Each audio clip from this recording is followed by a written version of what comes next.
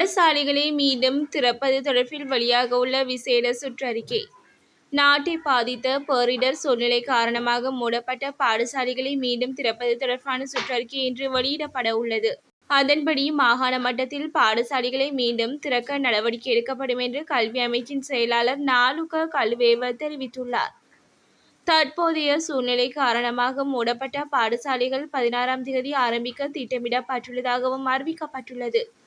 இதற்கிடையில் காப்போத உயர்தர பரீட்சையின் மீதமுள்ள அனைத்து பாடங்களும் ஜனவரி மாதம் நடத்தப்படும் என்று பரீட்சைகள் ஆணையாளர் நாயகம் இந்திகல் இயனகே கூறியுள்ளார்.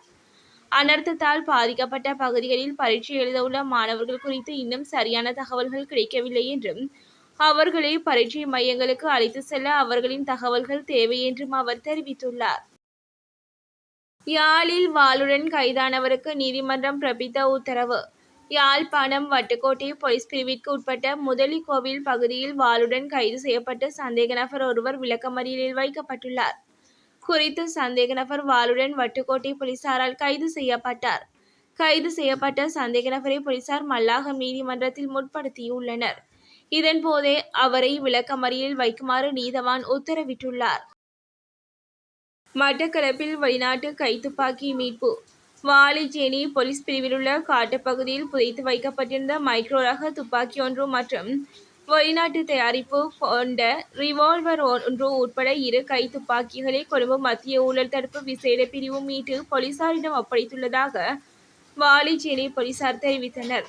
கொழும்பு மத்திய ஊழல் தடுப்பு விசேட பிரிவுக்கு கிடைத்த தகவல் ஒன்றை அடுத்து போலீஸ் மா அதிபர் சட்டத்தரணியுமான பிரியந்த வீரசூரியவின் நேரடி மேற்பார்வையின் கீழ் மத்திய ஊழல் தடுப்பு விசேட பிரிவின் வழிகாட்டலில் போலீஸ் பரிசோதகர் உட்பட குழுவின் சம்பவ தினமான நேற்று மட்டக்களப்பு புலனறுவை பிரதான வீதியிலுள்ள வாகனேரி காட்டுப்பகுதியில் சோதனை நடவடிக்கையில் ஈடுபட்டனர். இதன்போது நிலத்தில் புதைத்து வைக்கப்பட்டிருந்த கைக்கிரோ ரக துப்பாக்கி ஒன்று, அதன் ரவை 4 இத்தாலி தயாரிப்பான ரிவால்வர் கைத்துப்பாக்கி ஒன்றையும் மீட்டு தம்மிடம் ஒப்படைத்துள்ளதாகவும் இதனை நீதிமன்றில் ஒப்படைப்பதற்கான நடவடிக்கைகளை முன்னெடுத்து வருவதாகவும் போலீசார் தெரிவித்துள்ளனர்.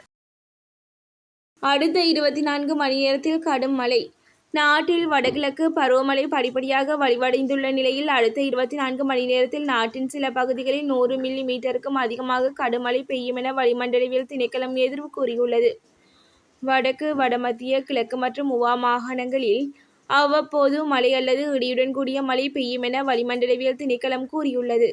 குறிப்பாக வடக்கு, கிழக்கு மற்றும் வடமத்திய மாகாணங்களின் சில பகுதிகளில் கனமழை பெய்யும் என எதிர்பார்க்கப்படுகிறது. எனவே இடியுடன் கூடிய மழை பெய்யும் போது கடும் மழை, பலத்த காற்று மற்றும் மின்னல் தாக்கங்களால் ஏற்படும் அபாயங்களை குறைக்க தேவையான முன்னெச்சரிக்கை நடவடிக்கைகளை எடுக்குமாறு பொதுமக்களுக்கு அறிவுறுத்தல் வழங்கப்பட்டுள்ளது. காப்போத உயர்தர மாணவி எடுத்த விபரீத முடிவு. கொழும்பை அண்மித்த தேசிய பாடசாலையில் கல்வி பயின்ற காப்போத உயர்தர மாணவி ஒருவர் உயிரை மாய்த்துள்ளதாக தகவல்கள் வெளியாகியுள்ளன. கடந்த 7ஆம் தேதி அதிகப்படியான மாத்திரை உட்கொண்டதால் உயிரிழந்ததாக ஹோமாகம ஆதார வைத்தியசாலை வட்டாரங்கள் தெரிவிக்கின்றன.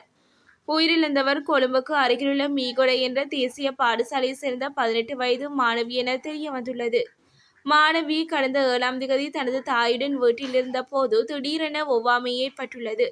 உடனடியாக ஹோமாகம ஆதார வைத்தியசாலையில் அனுமதிக்கப்பட்டார். அடிப்படை சிகிச்சை பிரிவில் சிகிச்சை பெற்று வந்த நிலையில் சுமார் 2 மணி நேரத்தின் பின்னர் மாணவி உயிரிழந்துள்ளார். மரணம் தொடர்பான மருத்துவ பரிசோதனையில் மாணவி சுமார் 65 மாத்திரைகளை உட்கொண்டதாகவும் இதுவே அவர் மரணத்திற்கு காரணம் எனவும் தெரிவிக்கப்படுகிறது. திறமையான மாணவியின் திடீர் முடிவுக்கான காரணம் இதுவரை வெளியாகவில்லை. சம்பவம் தொடர்பில் போலீசார் மேலதிக விசாரணைகளை மேற்கொண்டு வருகின்றனர்.